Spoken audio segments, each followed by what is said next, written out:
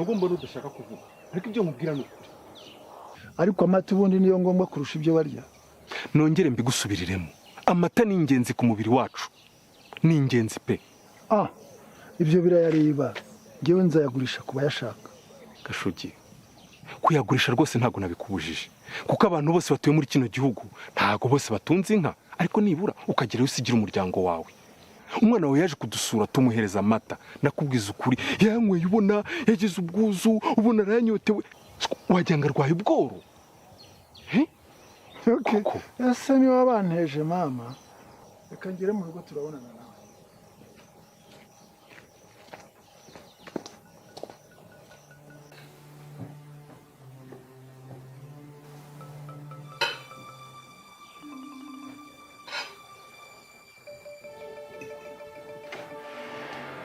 Mwana wa niki?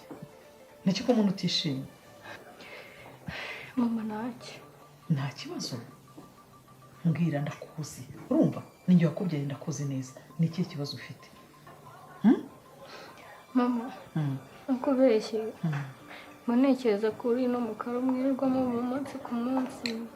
Nancawe. Subundi mama.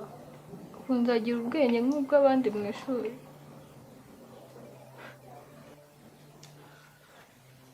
Umva mwana wa. Ndabizi kandi nanjye bintera agahinda. Urumva? Ndabibona. Subundi mama. Buriya papa yarize cyangwa. Iso yarize nuko ari kugenda ahinduka muri iyi minsi. Nanjye ntago mbizi pe, nabuze ukuntu nabyifatamo. Munakirirwa mu karu n'amata kamwe hano buri munsi. N'abatagira inka bajya kuyashaka.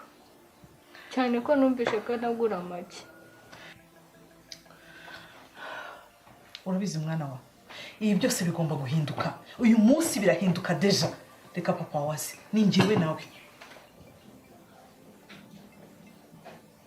Ariko ihangane. Ngaho rya mama. Ngaho rya.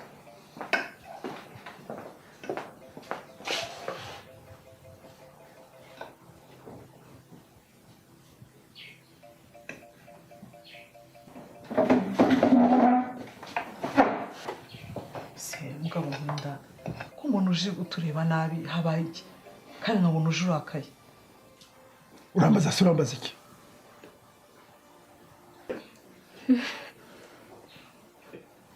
Niko wanjije usigaye ugenda uvuga mu bantu ngo urashonje. Nta soni. Papa njyewe nta hantu wagiye ukavuga bakaguha amata ukayagotomera nk'umuntu utarigeze ubona amata mu buzima bwe. Ariko ubundi reka nkubaze, umwana wanjye aheruka kunywa amata ryari? Aheruka kuyabona ryari? Ntabwo dukamara litiro 20 zose zigahita zijya ku muguzi, ntabwo uhita uzijyana. Tugasigara dore ba turi kunywa ahangaha mu kanwa. Ese ubundi papa buriya uzi akamaro k'amata cyangwa nakuze?